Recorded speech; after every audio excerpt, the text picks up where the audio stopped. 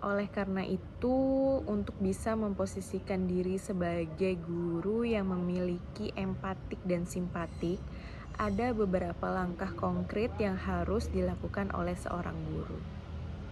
Untuk langkah yang pertama, menunjukkan ketulusan dan penerimaan tanpa syarat. Empati dimulai dari niat untuk benar-benar mendengarkan dan menerima siswa apa adanya.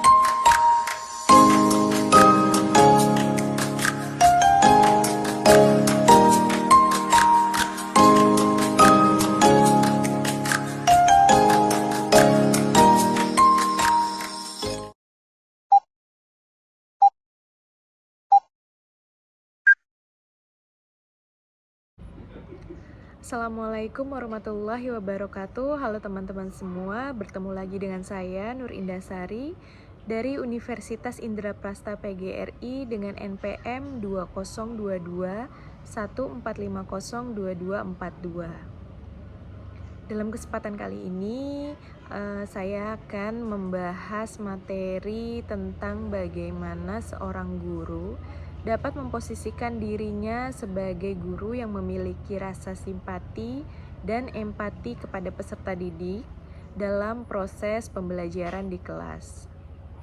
Tugas ini untuk memenuhi tugas dari pembinaan kompetensi mengajar yang diampu oleh dosen Bapak Dr. Muhammad Ramadona, SE, MPD. Dalam dunia pendidikan yang modern ini, guru bukan hanya sebagai penyampai materi maupun pengontrol di kelas, tetapi guru juga harus mempunyai rasa sebagai fasilitator, pendamping, dan penguat karakter kepada peserta didik. Untuk itu, rasa empati dan simpati menjadi dua sikap yang harus dimiliki oleh seorang guru. Empati adalah kemampuan untuk merasakan dan memahami perasaan orang lain, sedangkan simpati adalah kepedulian terhadap kondisi atau kesulitan orang lain. Ketika guru memiliki keduanya, maka interaksi di kelas akan lebih manusiawi, hangat, dan mendalam. Siswa bukan hanya makhluk yang kognitif, tetapi juga makhluk yang emosional. Banyak dari mereka yang datang ke sekolah dengan membawa beban, kecemasan, bahkan luka yang tidak terlihat. Jika guru mampu hadir sebagai sosok yang memahami dan menerima mereka, maka mereka akan merasa pembelajaran pun akan terasa lebih efektif dan bermakna. Seorang guru yang dipandang berempati dan bersimpati adalah guru yang tidak menghakimi, tidak merendahkan, dan selalu membuka ruang dialog dan pemahaman. Ia tidak bertanya, "Sudah paham?" tetapi ia akan bertanya, "Apa yang dapat Ibu bantu agar kamu lebih paham?" Oleh karena itu, untuk bisa memposisikan diri sebagai guru yang memiliki empatik dan simpatik, ada beberapa langkah konkret yang harus dilakukan oleh seorang guru. Untuk langkah yang pertama, menunjukkan ketulusan dan penerimaan tanpa syarat. Empati dimulai dari niat untuk benar-benar mendengarkan dan menerima siswa apa adanya. Cara yang kedua adalah mendengarkan dengan aktif dan responsif. Empati bukan hanya sekedar mendengar, tetapi harus benar-benar mendengarkan. Untuk langkah selanjutnya adalah mengaitkan materi dengan kehidupan nyata siswa. Simpatik berarti guru bisa merasakan apa yang siswa alami, lalu menjembatani materi dengan dunia mereka. Langkah yang keempat, guru dapat bersikap adil dan menghindari perbandingan. Sikap simpati juga terlihat dari bagaimana seorang guru bersikap adil dan tidak mempermalukan siswa di depan teman-temannya. Untuk langkah yang selanjutnya adalah menjadi teladan dan nilai-nilai kemanusiaan. Empati dan simpati akan terasa jika guru juga menjadi contoh dalam bersikap peduli dan menghormati semua orang. Untuk langkah selanjutnya adalah menciptakan lingkungan belajar yang aman secara emosional. Rasa aman adalah fondasi empati. Siswa tidak akan terbuka jika mereka merasa akan dihukum atau direndahkan oleh guru. Nah, itu tadi merupakan beberapa langkah konkret yang dapat dilakukan oleh seorang guru dalam memposisikan dirinya sebagai seorang guru yang memiliki rasa simpati dan empati. Selanjutnya saya akan memperagakan bagaimana saya jika menjadi seorang guru di kelas dalam proses pembelajaran. Assalamualaikum, selamat pagi anak-anak ibu guru yang hebat. Apa kabar kalian hari ini? Ibu harap kalian dalam keadaan yang sehat, damai, dan siap untuk belajar. Bukan hanya dengan kepala, tetapi juga dengan hati yang tenang. Untuk materi pembelajaran kita kali ini, Ibu akan membahas tentang pemotongan pajak PPh 21 atau PPh perorangan. Sebelum itu, pernahkah kalian heran kenapa gaji orang itu dipotong pajak? Namanya pajak, kenapa harus kita juga yang bayar? Nah, hari ini kita akan membahas itu dalam pembahasan PPh pasal 21. Terlebih daripada itu, kita akan belajar mengapa bayar pajak itu adalah bentuk rasa peduli. Bu Guru tahu belajar pajak itu terkadang terasa sangat rumit, tapi tenang. Hari ini kita akan belajar dengan santai sambil memahami makna sosial di balik pajak. Let's go. Apa itu PPh 21? Pengertian PPh 21. Pajak penghasilan pasal 21 adalah pemotongan pajak atas penghasilan yang diterima oleh seorang wajib pajak pribadi atas pekerjaan, jasa atau kegiatan yang dilakukannya di dalam negeri. Biasanya PPh 21 berkaitan dengan pajak yang diterapkan pada sistem pegajian atau payroll karyawan di sebuah perusahaan. Subjek pajak PPh 21.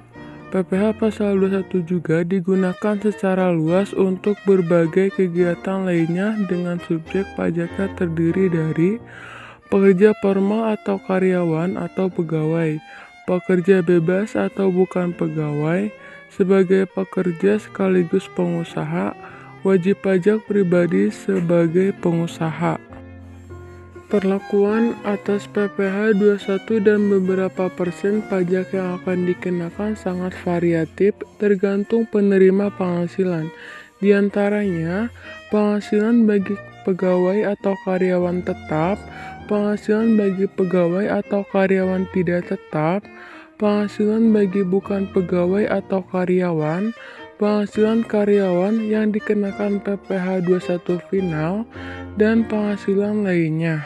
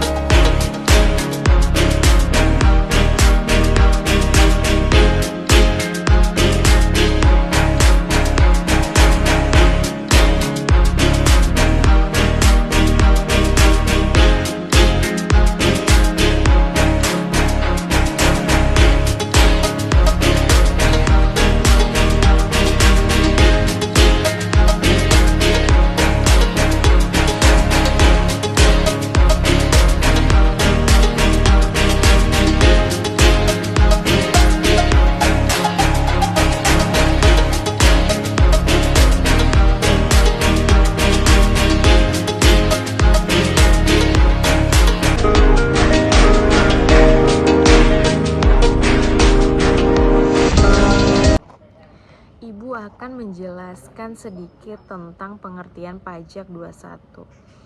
Anak-anak semua, PPh pasal 21 adalah pajak penghasilan yang dikenakan kepada setiap orang yang menerima penghasilan seperti gaji, honor, ataupun tunjangan.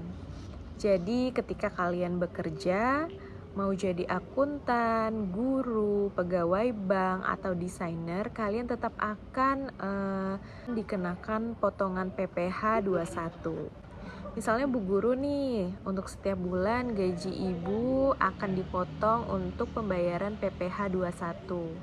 Tapi Ibu tidak merasa keberatan, karena Ibu tahu potongan itu bukan kepentingan pribadi atau siapapun, tetapi untuk kebaikan kita semua.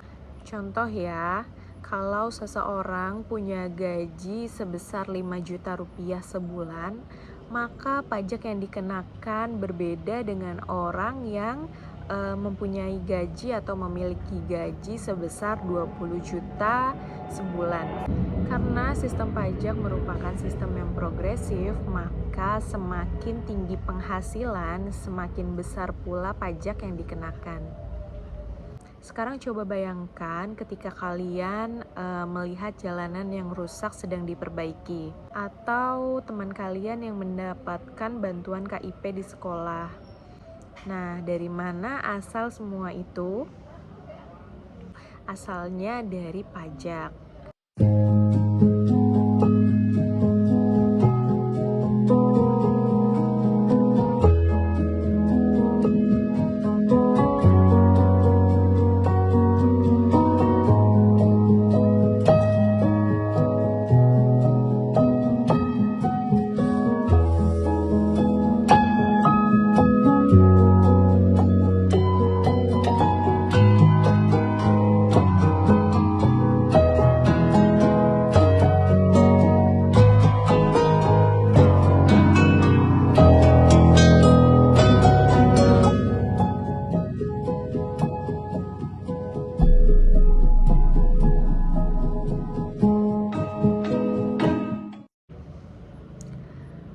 Bayar pajak itu bukan soal hitungan, tetapi itu soal hati. Ketika kita mau menyisihkan sedikit dari penghasilan, kita sedang membantu anak-anak lain untuk tetap sekolah, orang lain untuk tetap berobat, dan keluarga lain untuk tetap hidup yang layak. Kalau kita semua tidak peduli, lalu siapa lagi? Negara ini berdiri dari rasa gotong royong, dan pajak adalah salah satu bentuknya. Sekarang Ibu Guru ingin kalian berpikir sejenak. Bayangkan kalian bekerja dan menerima gaji pertama kalian. Kalian lihat potongan pajaknya. Apa yang akan kalian rasakan? Contoh studi kasus yang ada adalah Ahmad merupakan seorang karyawan swasta dengan gaji 6 juta rupiah. Hitung berapa pajak yang dipotong jika PTKP-nya 4.500.000 dan tarif pajaknya 5% untuk selisih. Berapa yang harus dibayar oleh Ahmad dan apa dampaknya bagi penerimaan negara? Baik, sebelum Bu Guru akhiri pembelajaran kita kali ini, Ibu ingin kalian menuliskan satu kalimat refleksi di buku kalian. Apa makna pajak menurut kalian setelah belajar dari ini? Mungkin kalian akan menulis, kalau saya belajar bahwa bayar pajak itu bukan kewajiban saja, tetapi juga bentuk cinta kepada sesama. Atau bisa jadi kalian menulis, saya ingin menjadi orang yang jujur dengan mau berbagi lewat pajak. Baik, terima kasih anak-anak, kalian sudah mau belajar dengan sepenuh hati hari ini. Ingat, kalau pintar itu penting, tapi peduli itu jauh lebih berarti. Terima kasih semuanya. Wassalamualaikum warahmatullahi wabarakatuh.